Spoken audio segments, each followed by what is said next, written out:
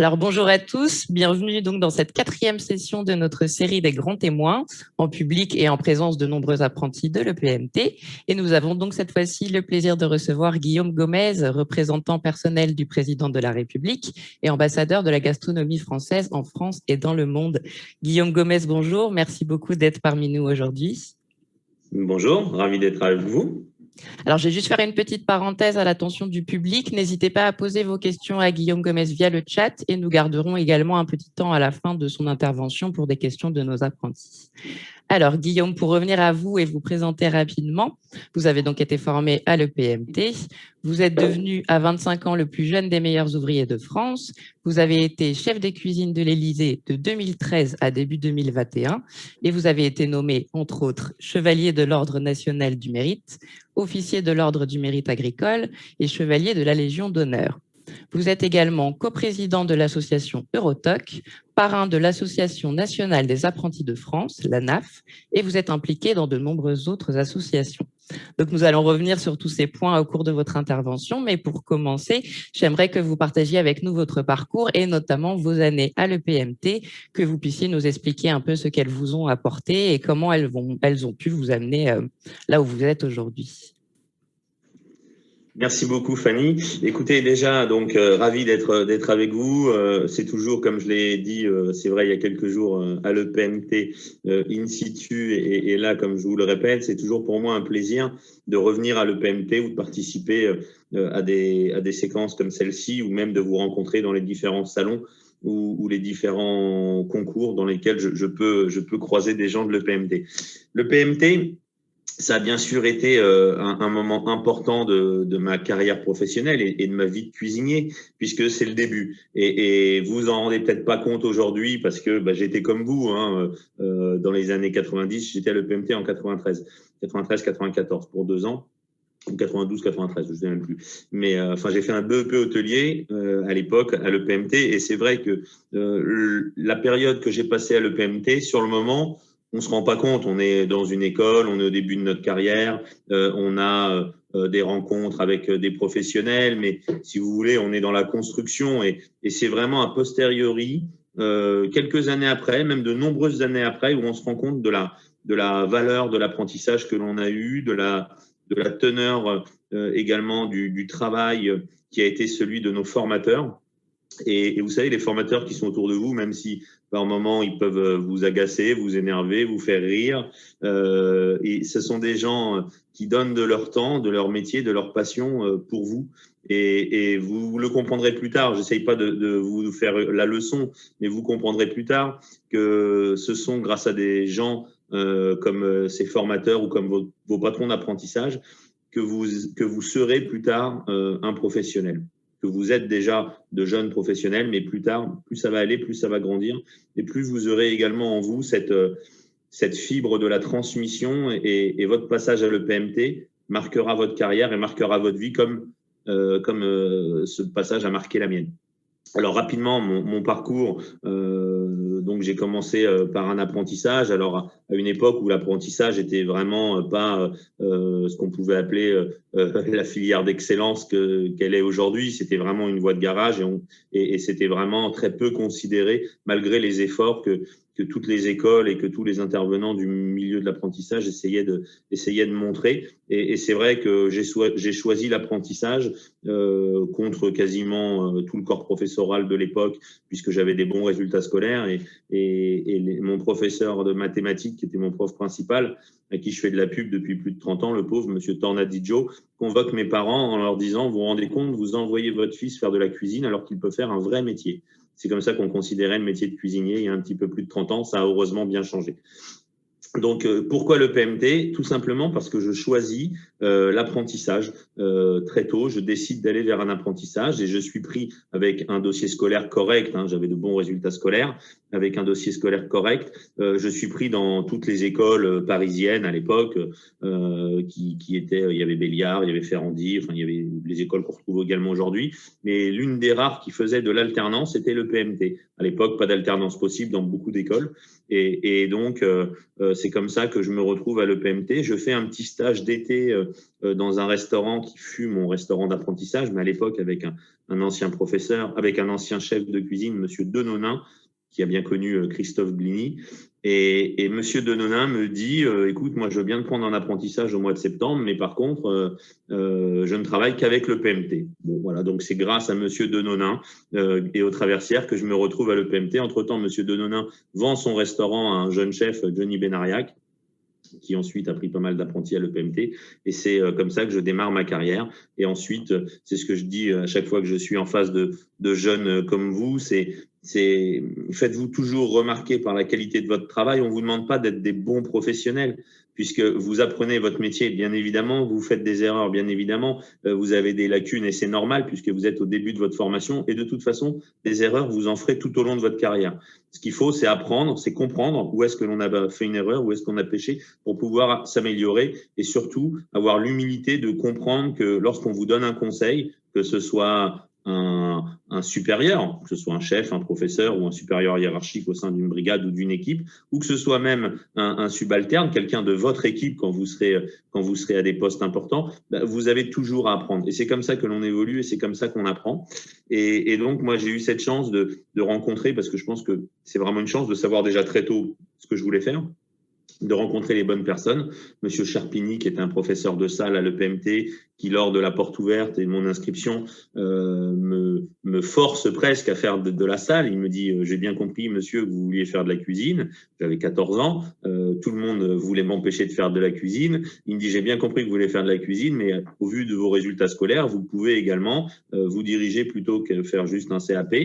Faites directement un BEP option cuisine et vous ferez de la salle, de l'hébergement et vous aurez une initiation à l'œnologie et vous en serez qu'un meilleur chef de cuisine. Il a su me parler, il a su me convaincre et je le remercie encore aujourd'hui parce que grâce à lui, j'ai pu avoir la vision globale de ce qu'était mon métier de chef de cuisine et j'aurais pu très bien me diriger vers la salle. J'ai aimé faire de la salle pendant mes années à l'école hôtelière, enfin à l'EPMT. J'ai aimé cette initiation à l'œnologie, c'est ce qui m'a fait découvrir le vin. Je ne buvais pas du tout de vin avant mes 14 ans.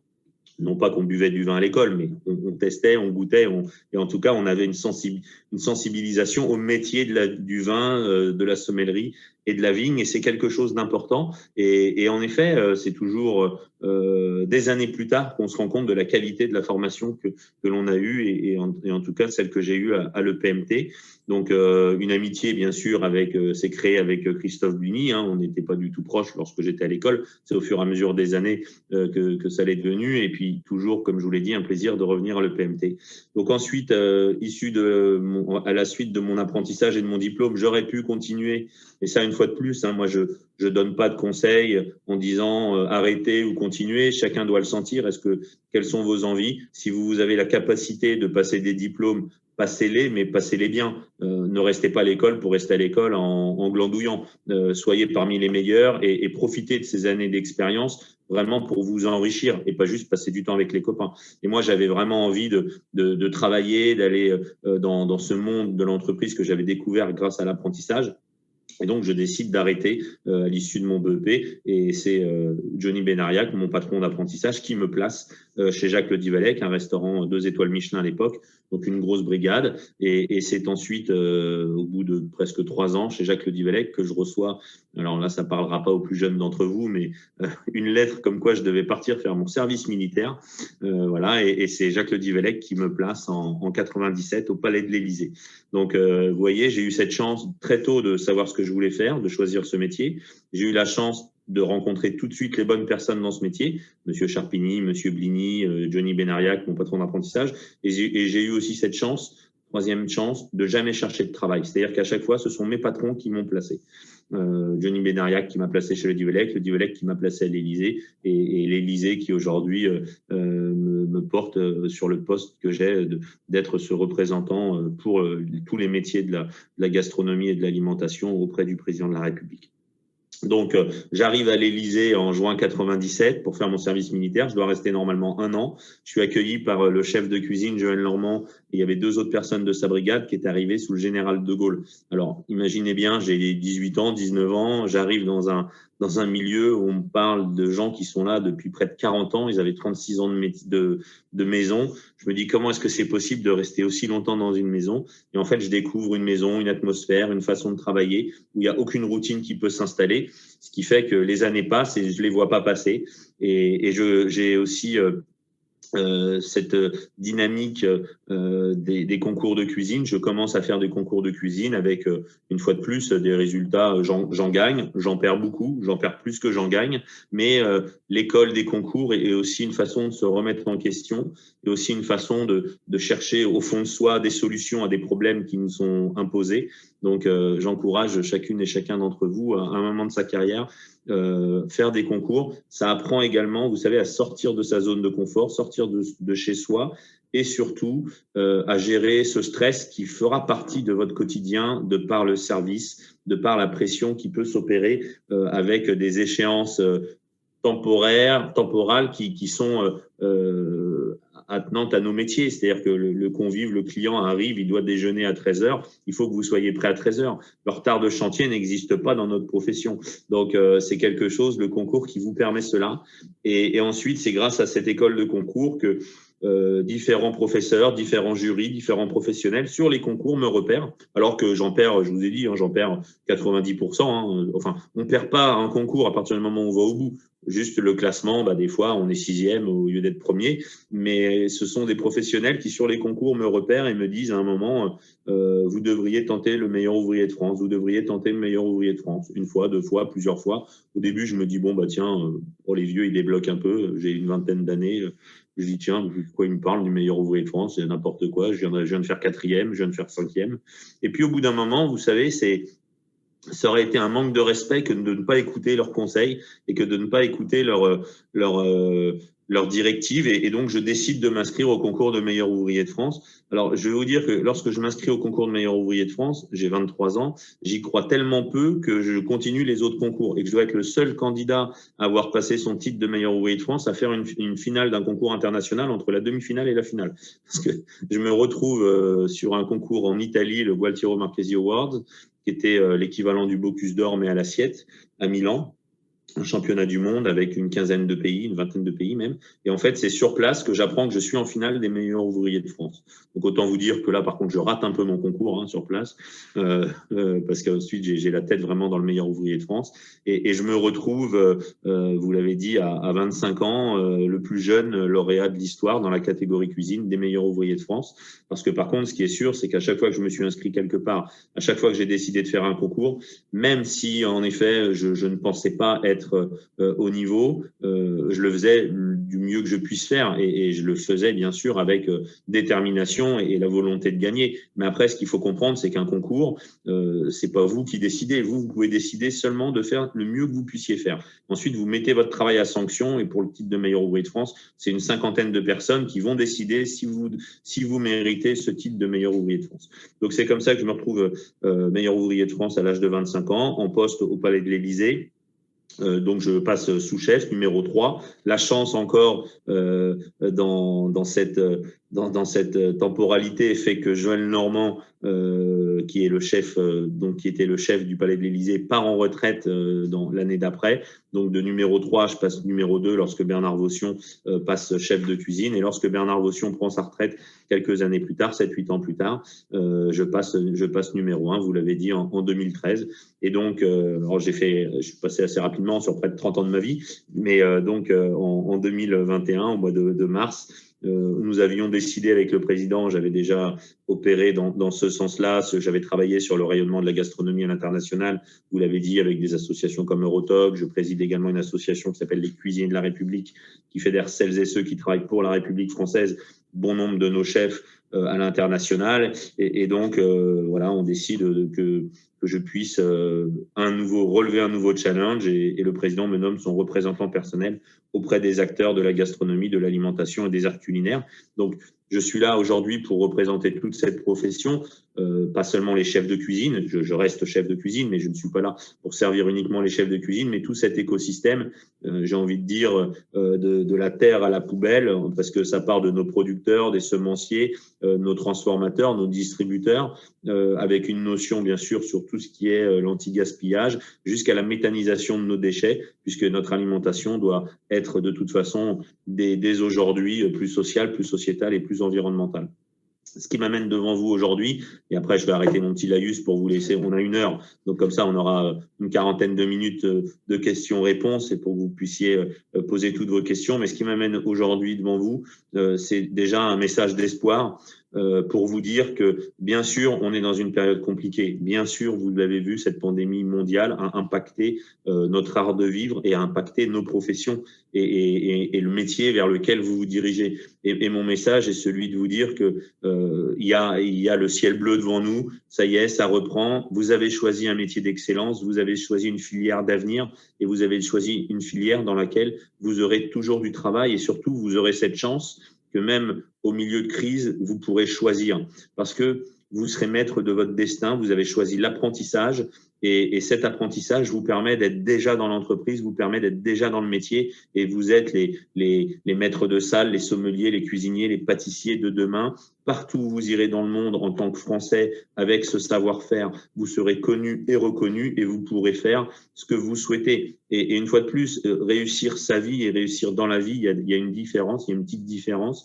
C'est-à-dire que vous savez, on peut pas tous être grand maître d'hôtel ou grand chef de cuisine ou 3 étoiles ou meilleur ouvrier de France ou passer à la télé. Je sais pas ce que chacun souhaite et comment chacun voit son métier, mais vous savez, être heureux dans la vie, c'est s'épanouir au quotidien dans son travail et ça peut être dans son bistrot, ça peut être dans son food truck, ça peut être dans sa cuisine, ça peut être au bord d'une plage à servir des barbecues. Ce qu'il faut, c'est être heureux et en tout cas, ce que vous choisirez de faire, de le faire bien et de le faire le mieux que vous puissiez faire. Et c'est vous l'avenir du métier. J'ai été à votre place. S'il y avait eu quelqu'un avec un costume et une cravate qui m'avait parlé de ça il y a 30 ans quand j'étais à l'EPMT, je me serais dit de quoi il parle lui. Donc peut-être que bon nombre d'entre vous vous posez cette question, mais vous y repenserez dans quelques années. Vous avez fait un choix d'être là. Vous avez fait ce choix de vous diriger vers ces filières et je suis là pour vous dire que vous avez fait le bon choix. Vous avez fait le bon choix. Moi, mais comme beaucoup de professionnels, nous serons toujours à vos côtés. Nous serons toujours là pour vous accompagner tout au long de votre carrière jusqu'au moment où nous, on s'éclipsera et où vous prendrez notre place parce que vous serez aussi les décideurs, les dirigeants de demain et vous porterez, vous, la bonne parole pour l'apprentissage comme je le fais aujourd'hui, pour la profession comme je peux le faire au quotidien et surtout, vous serez aussi des ambassadeurs de l'EPMT comme je le suis. Voilà, donc je ne vais pas être plus long. Je suis là pour répondre à toutes vos questions et il nous reste une quarantaine de minutes. Donc, alors moi, il y a quand même 1 ou 2 sujets que j'aurais bien aimé aborder avant qu'on passe aux questions-réponses avec les apprentis. On va essayer de faire rapidement pour pas prendre trop de temps. Alors moi, j'aurais aimé qu'on parle un petit peu de votre engagement associatif et aussi de votre dernier livre qui s'appelle « À la table des présidents » et dont vos droits d'auteur sont reversés intégralement pour financer les instituts d'excellence culinaire Guillaume Gomez. Est-ce que vous pouvez nous en dire un petit peu plus quand même là-dessus ? Oui. Avec plaisir.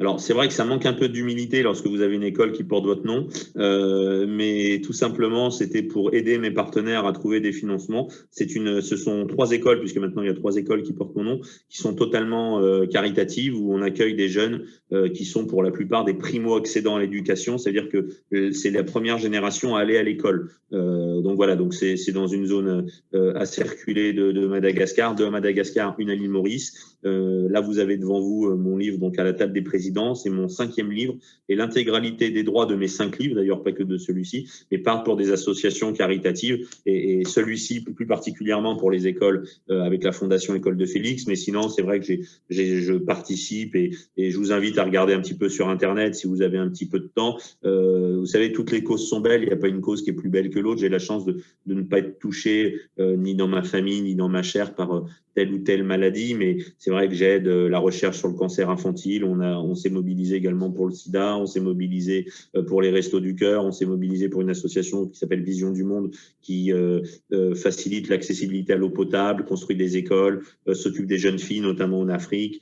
On s'est mobilisé sur plein de sujets et toutes les causes sont belles et je vous invite à prendre toutes et tous un petit peu de votre temps, quelques minutes peut-être par semaine, une journée dans le mois, mais ne serait-ce qu'une journée dans l'année pour donner un peu de votre temps à l'autre. C'est pas juste une question d'argent, participer, vous savez, à l'essor un petit peu de cette société et de se dire, on l'a vu pendant le Covid avec l'opération Les Chefs avec les soignants, près de 500 chefs se sont mobilisés avec leurs équipes pour donner à manger aux soignants et puis aux plus démunis. On travaille aussi avec l'Ordre de Malte. Enfin voilà, on travaille avec toutes celles et ceux qui ont besoin d'un petit peu de lumière. Vous savez, je fais partie de ceux qui pensent que si les chefs de cuisine aujourd'hui ont une certaine visibilité, ont une certaine lumière sur eux, elle doit servir à éclairer ceux qu'on a besoin. Nous, à part flatter notre ego, ça fait plaisir, mais une fois qu'on est bien flatté, ça sert plus à grand chose.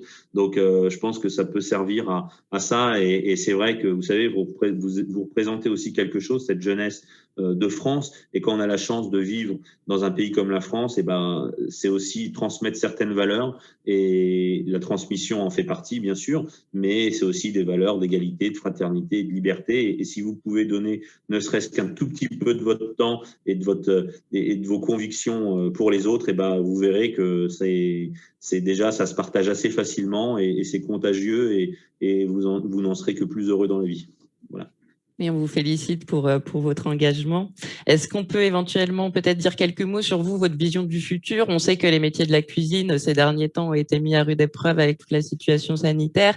Est-ce que vous pensez que ça peut impliquer peut-être des changements de pratique? Quels conseils vous pourriez donner à nos apprentis, à nos jeunes diplômés pour la suite de leur vie professionnelle? Oui, bien sûr. Alors, ce qui est sûr, c'est que bien sûr, notre modèle économique, alimentaire, de restauration a évolué, a changé et va continuer de changer. Moi, ce que je veux vous conseiller, si je peux vous donner un conseil, c'est déjà de ne pas avoir peur en l'avenir. Et pourquoi? Parce qu'avant tout, vous êtes l'avenir. C'est-à-dire que le métier de restaurateur du futur, c'est vous qui allez le construire. Ce sont vos idées, c'est votre envie, c'est votre travail et c'est votre engagement et votre acharnement à changer les choses qui fera le métier du futur. Aujourd'hui, oui, les gens ont pris l'habitude peut-être de manger différemment, de manger une autre cuisine d'une autre façon, avec le système de livraison, avec des systèmes de se réunir peut-être chez soi, moins au restaurant. C'est pas mieux, c'est pas moins bien, c'est différent. Il en restera quelque chose et la capacité qu'ont eu les restaurateurs depuis près de 200 ans, les premiers restaurants apparaissent au XVIIIe siècle, donc presque 300 ans même, ça a toujours évolué, ça a toujours changé. Donc, vous saurez vous adapter et vous saurez changer. Ce qu'il faut, c'est conserver ce modèle alimentaire français qui est un passage de valeurs où on fait attention à notre environnement, où on fait attention à nos produits, à nos producteurs, à celles et ceux qui font ce terroir. Et vous savez, ça paraît complètement absurde aujourd'hui, mais il y a quelques années, il y a 20 ans, 30 ans, 40 ans, personne ne se préoccupait de la saison. Moi, quand j'ai commencé la cuisine, personne ne se posait la question de savoir si c'était la saison ou pas et si c'était normal d'en avoir dans les restaurants. Voilà. Aujourd'hui, on ne peut plus faire à manger sans s'occuper de l'impact que notre travail et nos décisions portent sur notre société et sur notre environnement. Et quand vous faites le choix de commander vers votre repas, vers telle ou telle plateforme où le livreur n'est pas payé, où les produits ne sont pas de qualité, où il n'y a aucune transmission de savoir, ça ne forme pas des apprentis, où il n'y a aucune règle d'hygiène,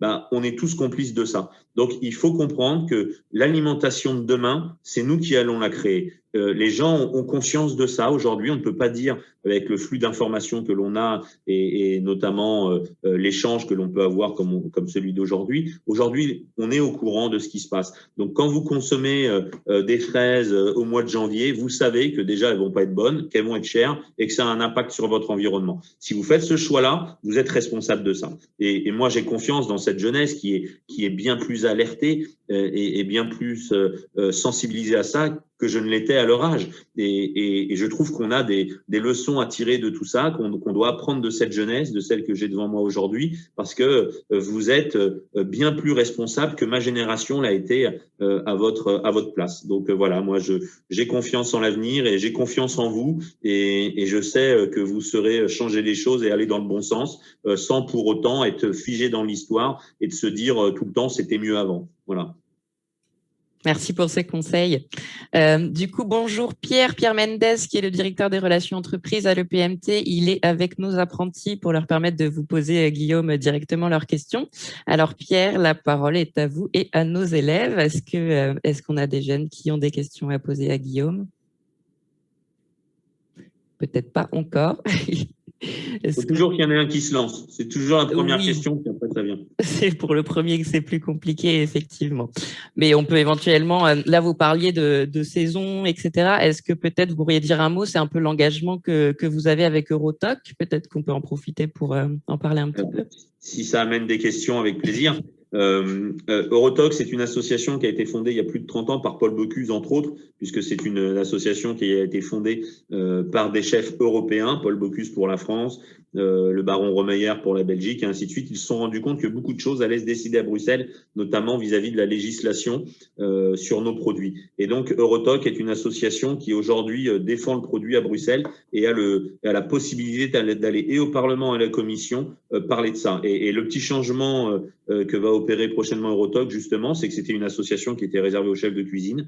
On a décidé de créer un vivier de jeunes apprentis, apprenants, qui seront l'avenir d'Eurotoc pour pouvoir travailler avec vous, parce que une fois de plus, c'est vous qui allez faire ce métier, c'est vous qui allez écrire l'avenir de ce métier, et c'est bien, je pense, d'y être impliqué dès le début pour pouvoir déjà comprendre, pour pouvoir changer et pour pouvoir porter vos idées. Très bien. Alors, je vais revenir vers Pierre. Là, il me semble que tu étais avec un jeune. Et bonjour Guillaume, merci d'être avec nous. Ah oui, effectivement, nous avons une question de Charles, il va venir se présenter, qui est cuisinier, mais qui a aussi un intérêt particulier pour la salle. Donc, je lui passe le micro pour qu'il se pose sa question. Oui, il faut bien approchez-vous bien du micro parce qu'on ne vous entend pas très bien. Okay. Bonjour Monsieur Gomez, j'avais une question à vous poser, c'était surtout par rapport à l'avenir de la salle. Donc vis-à-vis, pendant ce coronavirus, on a eu les click and collect pour les cuisiniers. Et je voulais savoir, c'était quoi votre raisonnement par rapport aux serveurs? Parce que je sais que c'est très différent vis-à-vis des cuisiniers et il n'y a pas grand-chose pour les occuper. Alors, oui, déjà le métier de la salle était en crise avant le coronavirus, puisque des grands maîtres d'hôtel, notamment comme Denis Courtiade, que vous connaissez, ont fait des opérations pour sensibiliser au métier de salle, et on y est bien sûr tous très attachés, parce que vous savez, moi je fais partie de ceux qui ne font pas la différence entre cuisiniers et serveurs. On est tous dans le même bateau, et quand vous travaillez dans un restaurant, c'est l'équipe qui compte, et c'est pour ça que je crois en l'hybridation de nos métiers, et que j'en suis un grand défenseur, et que je pense que tous les cuisiniers devraient faire de la salle et que tous les serveurs devraient faire de la cuisine, parce qu'au bout du compte, bien sûr, on ne fait pas le même métier, mais on fait le même métier. On a un métier de service et on a un métier où on doit travailler ensemble et en équipe. Et moi, sans vous, je ne peux pas faire mon métier, et vous, sans moi, vous ne pouvez pas faire le vôtre. Donc, c'est vraiment quelque chose où il faut avancer ensemble. Moi, j'ai eu des témoignages que pendant le click and collect, des gens de la salle, justement, venaient aider, venaient travailler aussi, venaient passer en cuisine. On changeait tout ça. Après, l'avenir du métier dans les métiers de salle, du métier de service, bien sûr que c'est très compliqué en ce moment. Il manque énormément de gens en salle. Des gens ont modifié leur plan de carrière en se disant finalement, est-ce que c'est ce que je veux faire?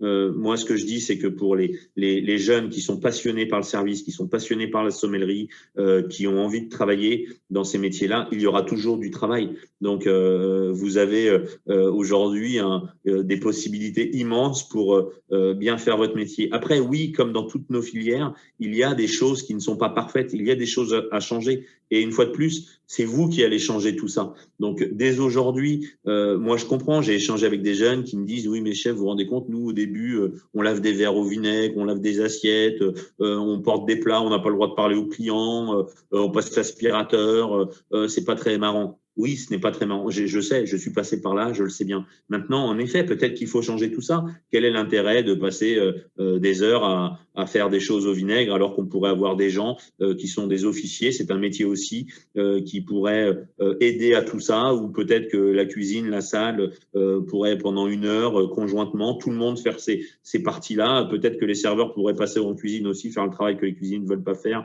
comme la pluche, comme des choses comme ça, et qu'on fasse ensemble les choses qui peuvent peut-être décourager, et elles passeraient plus vite. Ce serait un moment d'échange où on pourrait parler d'autre chose et puis se rendre compte du travail qu'on est en train de faire. Quand on passe des assiettes au vinaigre, on n'a pas besoin d'être concentré à 100% sur nos assiettes. On peut en profiter pour échanger ensemble sur qu'est-ce qui va composer nos plats, quel vin est-ce qu'on servira avec ça, quelle peut être l'évolution de nos métiers, et ainsi de suite. Et je pense qu'il faut réinventer un petit peu tous nos métiers, et surtout la façon de les faire et la façon de les hybrider. Après, il y a une belle mise en valeur du métier de service à faire. Je pense qu'il faut que des grands maîtres d'hôtel comme Denis, je vous l'ai cité, mais il en existe plein d'autres, des grands maîtres d'hôtel soient des exemples pour toute cette jeunesse qui se dirige vers les métiers de la salle. Et c'est vrai que je regrette que dans les médias, on parle souvent de tel et tel métier et peut-être pas assez des métiers de salle. Mais en tout cas, sachez, jeune homme, que si c'est votre envie et si vous êtes passionné par ça, vous aurez toujours de la place dans la société française et à l'international pour ces métiers de salle, qui en plus peuvent être un tremplin pour beaucoup de choses. C'est-à-dire que il n'y a pas de mal à se dire je fais ça pendant 10 ans, pendant 15 ans, pendant 20 ans, et ensuite je fais autre chose. Je monte mon entreprise ou je vais travailler dans une autre filière ou dans un autre secteur, parce que ce contact que vous aurez eu avec la clientèle et la maîtrise de votre métier fera que vous serez de toute façon un fort potentiel pour beaucoup de professions. Donc, moi, je vous encourage à le faire. Je vous encourage tous à faire de la salle, même si vous êtes cuisinier, même si vous êtes boulanger, parce qu'à un moment donné, vous allez apprendre, grâce au métier de salle, à vous exprimer, à être devant quelqu'un, à argumenter. Et ça, dans la vie, c'est forcément porteur. On vous entend pas, Fanny? Oui, excusez-moi. On va prendre peut-être une question du chat avant de passer à d'autres questions des apprentis. Je vois qu'il y a Georges Marcy qui demande comment on travaille à l'Élysée. Alors, j'imagine qu'il a peut-être envie de savoir un peu la différence entre travailler dans les cuisines de l'Élysée et travailler dans les cuisines d'un restaurant plus traditionnel.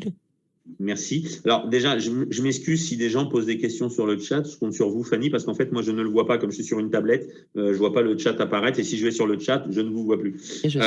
Donc, la différence entre l'Élysée, en fait, l'Élysée ou toute cuisine d'État ou d'administration par rapport à un restaurant, c'est que moi, je me suis revendiqué pendant des années chef de collectivité. C'est-à-dire que, une fois de plus, on a cette partie de la profession qui est la restauration collective, qui est une belle partie de notre métier, qui est aussi une possibilité pour vous de pouvoir allier différentes choses dans votre vie personnelle et vie professionnelle. Et donc, le système n'est pas le même. Déjà parce que le coût est contrôlé et maîtrisé par rapport à un restaurant. Ce que l'on fait, nous, on ne le vend pas forcément, ou on le vend à un coût amoindri. Quand on doit faire à manger, vous savez, au personnel, on ne va pas leur revendre comme dans un restaurant, on va faire des coefficients. Donc, par contre, on sait exactement, on maîtrise totalement les coûts matière, ce qui n'est pas forcément le cas dans un restaurant. Donc ça, c'est quelque chose d'important, et c'est une façon de travailler un petit peu différente, et les volumes, bien sûr, ne sont pas les mêmes. Et après, à l'Élysée, ce qu'il faut comprendre, c'est que aucune routine ne peut s'installer puisqu'il n'y a pas de carte, contrairement à un restaurant. Et surtout, les gens, quand ils viennent manger, ils viennent pas manger pour goûter ma cuisine, ils viennent parce qu'ils sont reçus par la République française au Palais de l'Élysée. Donc, c'est une approche du métier qui est un petit peu différente. Après, le métier en lui-même, intrinsèque, il reste le même. C'est-à-dire que vous travaillez des produits et vous faites au quotidien le mieux que vous puissiez faire avec les moyens qui vous sont donnés, avec les gens qui sont, enfin les collaborateurs que vous avez. Donc ça reste un métier de cuisinier comme partout. Après, ce qui change et ce qui diffère, ça va être toute la partie administrative, bien sûr, le fait que ce soit ouvert 7 jours sur 7, où il faut mettre des plannings en place et où il faut opérer avec les collaborateurs de façon différente que dans un restaurant, où quand vous savez que vous avez 40 places assises dans votre restaurant, vous savez que vous êtes complet à 40 places assises. Nous, on doit s'adapter au fur et à mesure en fonction de l'actualité, de l'activité et des goûts, bien sûr, de notre patron, qui est le président de la République, qui change quand même assez souvent. D'accord. Alors, Pierre est avec un apprenti pour une autre question. Pierre, on t'écoute.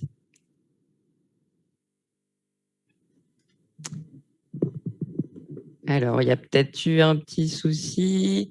Petit souci de micro. Alors, on va peut-être prendre la question en attendant de M. Gomez, pas de M. Gomez, mais pour Guillaume, de ce monsieur qui a 53, non, c'est une dame, hein, je crois. C'est une dame, oui. Allez-y, Fanny, en attendant qu'il se mette en place. Oui, alors, du coup, c'est une dame qui veut s'inscrire, qui a 53 ans, qui veut s'inscrire à l'EPMT pour un CAP cuisine et qui voudrait proposer une cuisine de saison à domicile pour les gens qui n'aiment pas recevoir. Non, excusez-moi, je vais y arriver. Pour les gens qui aiment recevoir, mais qui n'ont pas le temps de cuisiner, qu'est-ce que vous pensez de cette idée? Déjà, je pense que c'est très courageux et de refaire une formation à l'âge de 53 ans, vous m'avez dit, c'est ça.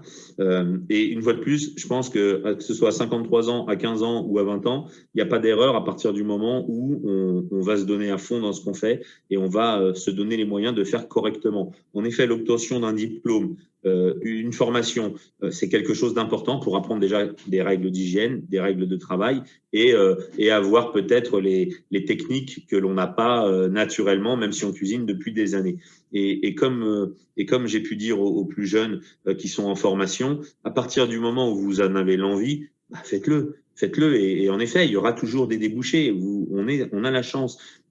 Lorsque vous êtes dans un pays comme le nôtre, lorsque vous avez un diplôme français, mais ce diplôme, il vous ouvre des portes dans le monde entier. Aujourd'hui, pour les plus jeunes qui voudraient partir, par exemple, aux États-Unis, parce que j'ai eu une conversation hier avec des jeunes qui voulaient partir aux États-Unis, alors bien sûr après la période du Covid, mais je ne sais pas si vous vous rendez compte de la chance pour ces jeunes qui veulent partir aux États-Unis. Ils sont diplômés de différentes écoles dans le monde de l'hôtellerie. Ils sont reçus aux États-Unis avec un visa d'artiste. C'est-à-dire que les États-Unis leur disent « mais venez chez nous parce que en tant que Français avec un diplôme français, en effet, vous allez apporter quelque chose à notre pays ». Donc c'est comme ça que la France est reconnue pour sa gastronomie dans le monde entier. Alors que des ingénieurs, des chercheurs, des gens qui ont d'autres domaines de compétences, des fois même à un très haut niveau, n'ont pas cette possibilité parce que dans le pays, ils apportent rien de nouveau que d'autres. Alors que vous avez cette reconnaissance dans beaucoup de pays du monde. Je cite les États-Unis parce que c'était l'exemple d'hier, mais dans beaucoup de pays du monde où quand on cherche un cuisinier, quand on cherche un maître d'hôtel, quand on cherche un directeur d'hôtel, avoir un Français, avoir quelqu'un qui est diplômé de France, c'est quelque chose de bien. Donc cette dame, bien sûr que c'est courageux et bien sûr que si elle a envie de le faire, je pense que la bonne étape, c'est en effet de valider un examen, déjà savoir où est-ce qu'on se situe dans tout ça et peut-être avoir les conseils également des formateurs. Et elle vous remercie via le chat. Elle s'appelle Isabelle. Elle vous remercie beaucoup pour vos encouragements. Et elle donne même son numéro, ce qui est un peu risqué. Hein. Guillaume, on peut vous le transmettre. Voilà. Alors, Pierre est avec une apprentie. On vous écoute. Bonjour, je m'appelle Diane Tarot. Je suis en terminale Bac Pro. J'ai une question pour vous. Pourquoi vous avez choisi la cuisine? Vous avez dit que vous avez commencé jeune. Qui vous a initié? Qu'est-ce que ça réveille en vous, la cuisine? Qu'est-ce qui vous plaît? Alors, c'est la Madeleine de Proust, puisque en fait, Guillaume a évoqué déjà son initiation et sa motivation, mais peut-être effectivement, je trouve que la question portant sur… la famille qui est dans la cuisine. Voilà. Est-ce que c'est la grand-mère? Voilà, je ne sais pas, il y a peut-être quelque chose. Effectivement. Belle question, en tout cas. Merci beaucoup. Alors, pas du tout. J'ai contrairement à beaucoup de mes copains chefs qui ont tous une grand-mère qui cuisinait très bien, qui leur faisait des gâteaux ou des poulets le dimanche, mes deux grand-mères cuisinaient très mal. J'ai aimé mes grand-mères, j'ai des très bons souvenirs avec elles, mais sûrement pas de cuisine, puisque les deux cuisinaient, mais vraiment très mal. Alors, est-ce que c'est ça qui m'a poussé à faire de la cuisine en me disant c'est plus possible, il faut apprendre à cuisiner? Non, je peux pas vous dire. En fait, j'ai cette chance parce que je pense que c'est aussi une chance. J'ai toujours voulu faire de la cuisine. Je pourrais pas vous expliquer pourquoi. J'ai une photo. Je suis en maternelle, grande section. J'ai 3 ans. On doit se déguiser dans le métier qu'on veut faire plus tard, au milieu des pompiers, des cow-boys et des princesses. Je suis déjà habillé en cuisinier. Et j'ai toujours voulu faire ça. Mes parents pensaient que ça allait me passer. Et puis, en fait, ça n'est jamais passé. J'ai eu un arrière-grand-père qui était cuisinier, mais comme je l'ai pas connu, on peut pas dire que ce soit ça qui m'ait donné envie. Je suis issu d'un milieu où on n'allait pas au restaurant, où il y avait pas, enfin, il y avait pas de culture gastronomique, il y avait pas toutes ces émissions de télé, il y avait pas tout ça. Donc, c'est vrai que je peux pas aujourd'hui encore expliquer quel a été le facteur déclenchant. Peut-être la gourmandise. J'ai toujours été gourmand, je le porte sur moi. Donc, c'est peut-être ça qui m'a donné envie de devenir cuisinier un jour. Voilà. Ouais, enfin, tu le portes sur toi, mais tu es quand même un grand sportif aussi, puisqu'on te suit aussi avec tes différents comment dire, running et la pub notamment pour des chaussures françaises. Bon, on n'en fera pas la pub aujourd'hui, mais tu cours quand même beaucoup. Après le temps, mais tu cours, tu t'entretiens quand même, faut le dire. Faut s'entretenir. J'essaye, parce que sinon ce serait encore pire. Donc non, j'essaye. Et puis, vous savez, le sport, alors si par contre on peut faire, même si c'est un peu sur le ton de la rigolade, mais c'est vrai que le sport, en tout cas, vous verrez, si vous en faites pas, je vous encourage bien sûr à en faire, parce que le sport, ça m'a appris plein de choses. Déjà, ça permet de s'entretenir un petit peu, puis de passer des bons moments à table, parce que comme tout le monde, quand on mange, on grossit. Donc si on peut en éliminer un petit peu, on peut en profiter un peu plus. Mais surtout, la philosophie du sport et avec nos métiers, c'est quelque chose qui va bien ensemble, parce que le sport vous apprend l'humilité en fonction du sport que vous allez choisir, et je pense que dans notre société c'est quelque chose d'important, et d'autant plus dans nos métiers, parce que vous apprendrez toujours d'un autre, et le sport vous apprend ça. Le sport vous apprend le goût de l'effort, le sport vous apprend à ne pas abandonner, le sport vous apprend à persévérer, à vous former, à continuer et à chercher cette performance qui vous amène à toujours évoluer. Et dans votre métier, c'est exactement pareil. Vous verrez que vous choisissez des métiers, vous arrêtez pas quand vous êtes fatigué, vous arrêtez quand vous avez terminé, vous arrêtez quand vous êtes à la fin du service, quand il n'y a plus de clients dans le restaurant. Vous partez pas avant les clients en disant ouais non mais c'est bon, j'ai assez bossé aujourd'hui, je suis fatigué. Donc le sport vous donne tout ça, et ce métier également, et vous verrez que plus vous allez apprendre dans ce métier, plus vous aurez envie d'apprendre, et plus vous allez l'aimer, ce métier, parce que la reconnaissance, elle viendra avec le temps, et c'est avec cette reconnaissance que vous vous nourrirez pour continuer d'évoluer. Alors moi, j'aimerais rebondir sur une chose que vous avez évoquée, c'était la médiatisation des métiers de la cuisine, les émissions de cuisine, parce que vous disiez que quand vous étiez jeune, on vous a clairement pas encouragé à aller vers ce milieu-là, alors que maintenant, c'est quelque chose qui est quand même très bien vu. Est-ce que vous pensez que justement, c'est la médiatisation et les émissions de télé qui ont joué sur la vision qu'on peut avoir du métier de cuisinier ? Oui, clairement, Paul Bocuse avait commencé ce travail de sortir les chefs de la cuisine et de les médiatiser, et de montrer que s'il y avait dans des restaurants, dans des lieux emblématiques, des personnels, des gens qui travaillaient, il fallait les mettre en avant. Donc clairement, la médiatisation du métier a amené un nouveau public dans ces métiers-là. Maintenant, il ne faudrait pas se tromper. Moi, je milite pour qu'il y ait un vrai travail d'orientation, c'est-à-dire qu'il ne faut pas mentir aux gens, il faut qu'il y ait une totale transparence. On ne devient pas chef de cuisine en 6 mois, en 1 an, en 2 ans, puisqu'on met des années, et quand bien même vous obtenez ce titre de chef de cuisine parce que vous en avez la responsabilité, vous continuez d'apprendre. Donc, il faut, je pense, aujourd'hui faire un travail et se poser les vraies questions. Une fois de plus, avoir l'humilité de faire le constat de la situation. On n'a jamais eu autant de gens dans nos écoles, autant de jeunes dans nos écoles, et pourtant on n'a jamais eu autant de jeunes qui quittent le métier quelques années plus tard. Donc c'est bien qu'ils sont allés vers ce métier pour des mauvaises raisons. C'est bien qu'ils sont allés vers ce métier pour quelque chose qu'ils pensaient être le travail d'un chef de cuisine, le travail d'un grand maître d'hôtel, et qui finalement ils ne s'y retrouvent pas. Donc il faut dire la vérité aux jeunes, leur dire c'est un métier qui va vous amener énormément.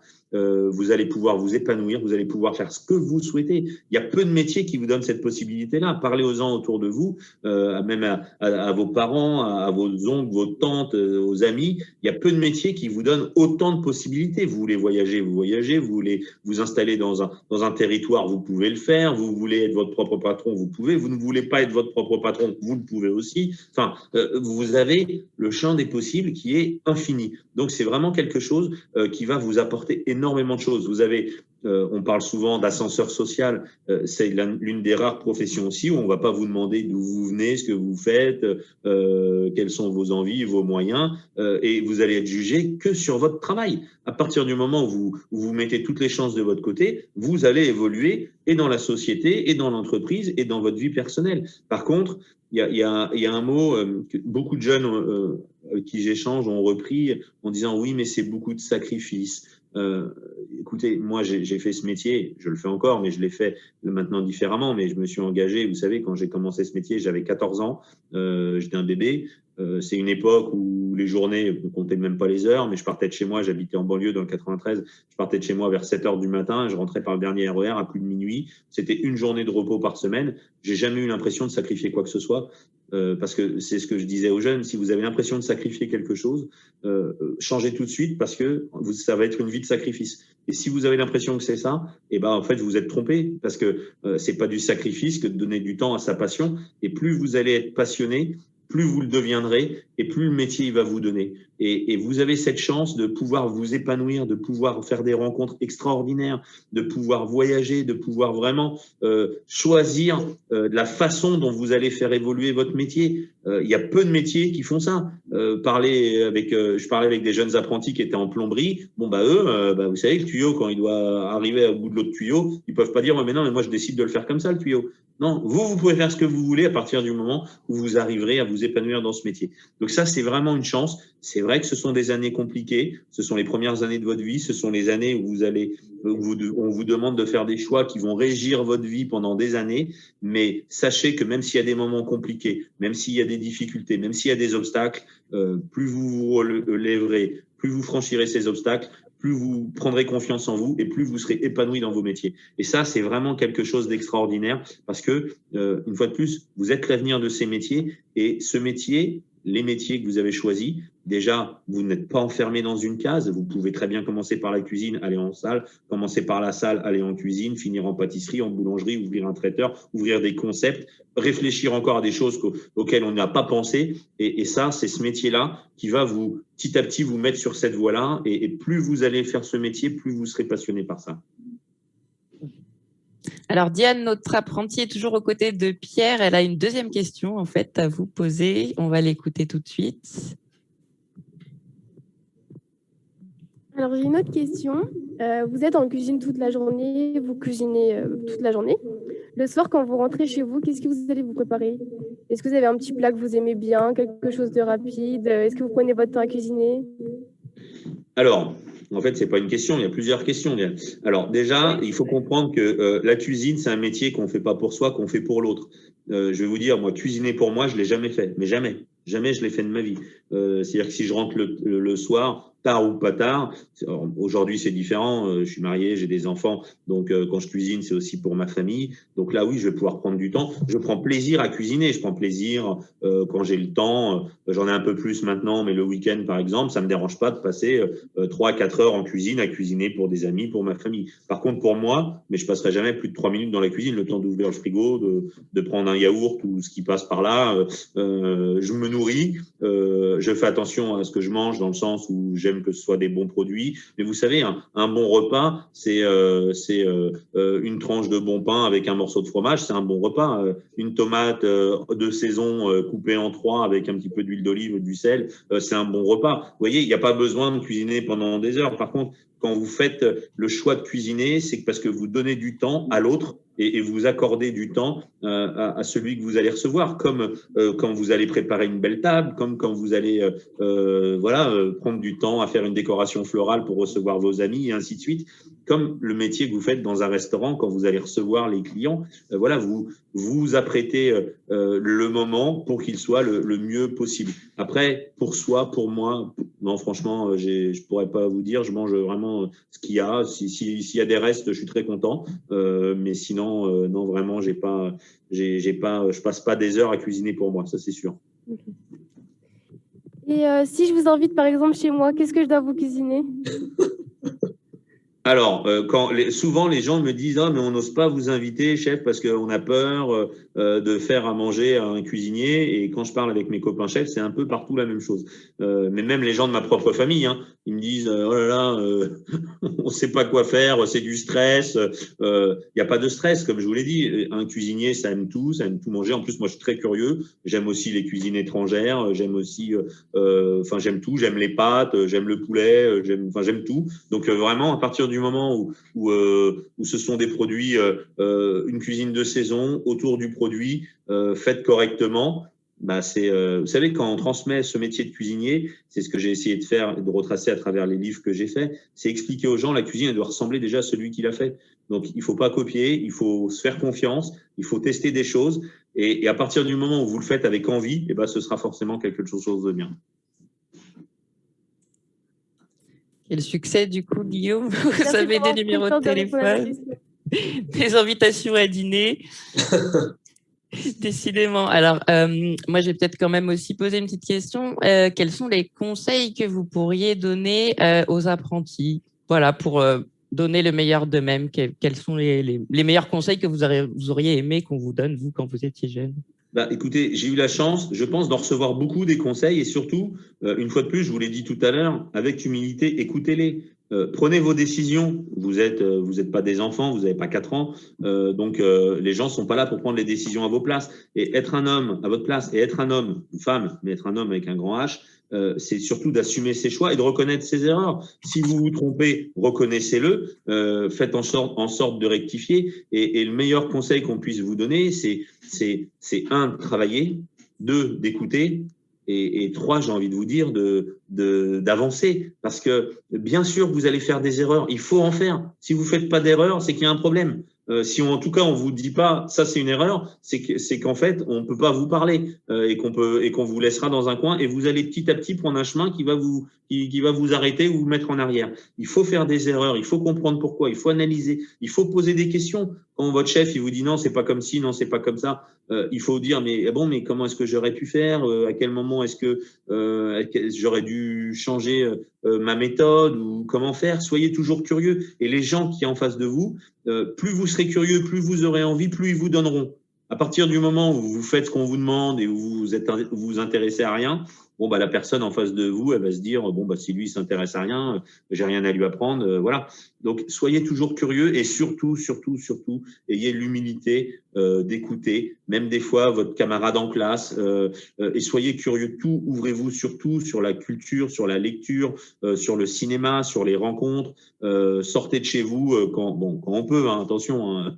Avec le couvre-feu, avec le Covid, je vous dis pas de sortir. Allez pas dire non mais c'est Guillaume Gomez qui nous a dit qu'on pouvait sortir le soir. Alors, non, mais soyez en tout cas curieux quand il y a des expositions, quand il y a des portes ouvertes, quand il y a des revues, quand il y a des choses comme ça, parce que c'est ce qui va vous ouvrir sur plein de choses. Et j'avais une conversation hier avec Pierre Hermé justement et qui m'expliquait qu'il était devenu le pâtissier qu'il est devenu à partir du moment où il a commencé à s'intéresser à autre chose qu'à son métier. Ça paraît dingue, mais j'ai été comme ça à vivre que cuisine, à parler que cuisine. Et en fait, j'ai évolué à partir du moment où je me suis ouvert un petit peu aux autres et où on rencontre des gens, voilà, des sculpteurs, des peintres, des écrivains qui vous ouvrent sur quelque chose d'autre. Et ça, c'est quelque chose d'important. Et surtout, même si vous allez rencontrer des difficultés, parce que vous allez en rencontrer, c'est sûr, tout au long de votre carrière, il va y avoir des obstacles. Et ben, ces obstacles, apprenez à les passer. Vous avez la chance d'être dans une profession où ces obstacles, vous pourrez les passer ensemble. Vous avez des équipes autour de vous. Vous ne serez jamais seul. Vous avez vos professeurs, vous avez vos maîtres d'apprentissage.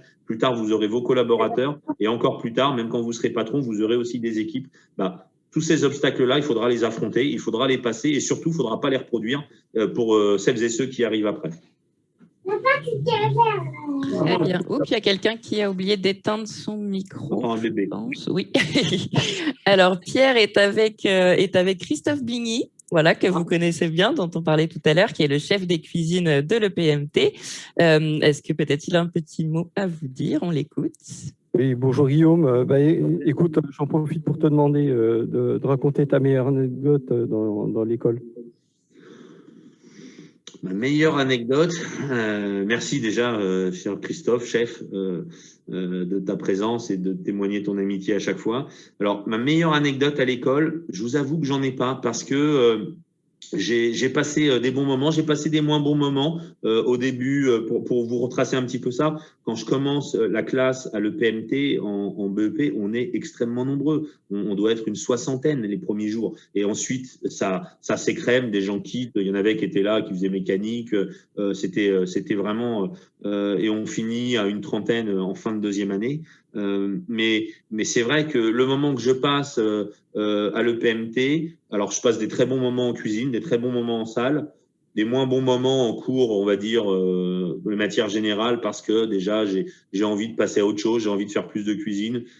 C'est un regret que j'ai aussi, peut-être, parce que, par exemple, j'écoutais pas en anglais, il a fallu que je prenne des cours d'anglais après partie de l'EPMT, donc c'est un petit peu dommage. Donc c'est le conseil aussi que je donne aux jeunes maintenant, c'est que j'ai fait comme d'autres des erreurs, je les reconnais aujourd'hui, et que le temps que j'ai passé à l'école, j'aurais peut-être dû en profiter un peu plus. Voilà. Mais du coup, mes meilleurs moments à l'EPMT, j'ai envie de dire que c'est ceux que je vis aujourd'hui, c'est ceux que je vivrai demain, et c'est de garder ce lien avec l'EPMT. Je me souviens, j'ai raconté l'anecdote au meilleur sommelier de France hier ou avant-hier, je ne sais plus quand est-ce que j'étais à l'EPMT, où j'explique que je sers un monsieur, l'un de mes premiers services en salle, je sers un monsieur qui était le président de la sommellerie française, Jean Frambourg, et monsieur Charpigny et le monsieur qui était en salle pour l'accompagner, il dit attention, vous savez, c'est un grand monsieur, et je stresse tellement qu'à l'office, je fais tomber le plateau avec les coupes de champagne qui étaient dessus, et donc voilà, ça je l'ai pas raconté aux jeunes sommeliers hier,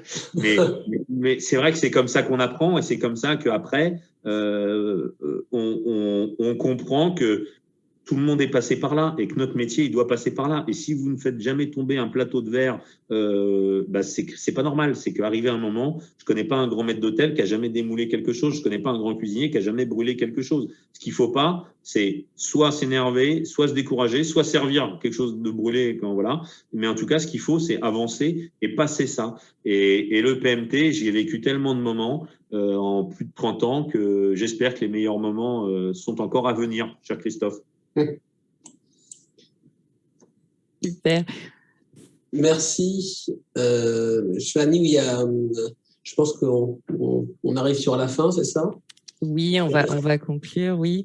Peut-être, Guillaume, vous avez quelques mots à dire, vous, pour conclure?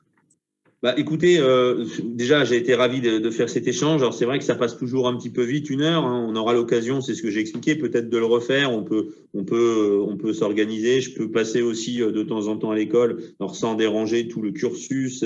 Et je sais que c'est du temps impacté sur votre formation. Mais ce qui est important, surtout, comprenez-le, c'est de ne pas couper ce lien que vous avez et que vous allez construire avec l'école, avec les professionnels, entre vous aussi. Moi, j'ai regretté pendant des années de ne pas avoir gardé contact avec les jeunes avec qui j'étais en formation. J'en retrouve de temps en temps au fur et à mesure du temps qui passe. Mais voilà, surtout, garder cette motivation, garder cette passion. L'époque n'est pas facile. Des difficultés, il y en a eu, il y en aura d'autres. Mais une fois de plus, vous êtes une chance pour nos métiers. Vous êtes une chance pour l'école et vous êtes l'avenir de nos métiers. Et pensez à celles et ceux qui vous succéderont dans 5 ans, dans 10 ans, dans 20 ans. Et j'espère que parmi vous, certaines et certains donneront un petit peu aussi de leur temps à l'école et aux futurs apprentis, parce que c'est ensemble qu'on arrive à valoriser cette filière de l'apprentissage, c'est ensemble qu'on arrive, à force d'exemple aussi, qu'on arrive à faire changer les mentalités et à faire changer les choses. Et même s'il y a des choses qui aujourd'hui vous déplaisent, parce qu'il y en a sûrement, moi il y avait des choses qui ne me plaisaient pas lorsque j'étais apprenti et lorsque j'ai commencé ce métier, et vous avez la possibilité de les faire changer et de les faire évoluer, mais vous ne pourrez le faire qu'à force de conviction et de travail. Donc voilà. Donc moi, je vous remercie déjà de votre temps, de votre écoute. Je vous dis à très bientôt à l'école. Merci à l'EPMT d'avoir organisé cette rencontre et j'ai été ravi d'être parmi vous. Merci beaucoup à vous, Guillaume. Merci d'avoir été avec nous aujourd'hui, d'avoir partagé votre expérience, vos conseils.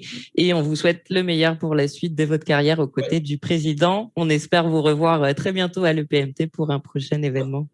Je voulais juste dire un mot, Fanny, donc remercier encore évidemment l'intervention de Guillaume et toutes les questions qui étaient fort intéressantes. Alors je vais faire déjà dire quelque chose, c'est-à-dire que je pense que l'ensemble des jeunes qui ont suivi cette heure participent de leur formation et surtout participent de la motivation qu'ils doivent toujours qui doit toujours être présente. Et donc, c'est vrai que ce genre de rencontre, c'est important parce que c'est bien évidemment d'aller en cours de cuisine, d'aller en cours d'anglais, de faire plein de choses, mais c'est aussi très important de toujours avoir cette flamme concernant la motivation, et les grands témoins permettent justement de faire en sorte que cette motivation existe. Et puis, alors, c'est un private joke pour l'apprenti qui demandait qu'est-ce qu'on pouvait te proposer. Alors, j'ai une belle phrase d'Épicure qui dit « Mon cœur est saturé de plaisir quand j'ai du pain et de l'eau ». Eh bien, je crois que même si tu veux venir, Guillaume, on aura toujours un peu de pain, un yaourt si tu veux, et de l'eau. On sera toujours très content de rencontrer. Je crois que avant tout, faut pas oublier aussi la notion de satiété. Tu parlais tout à l'heure de la problématique de la consommation, de la surconsommation. Je crois qu'on est aussi dans une écologie actuellement aussi de bien savoir manger, et que cette notion de satiété est très importante pour les uns et pour les autres. Donc, encore une fois, merci et très bonne fin de journée, et t'es bienvenue quand tu veux. Merci. Merci beaucoup. À très bientôt. À bientôt. Passez une bonne journée. Au revoir. Et merci à tous d'avoir suivi cette session. On vous souhaite une très belle journée. Au revoir.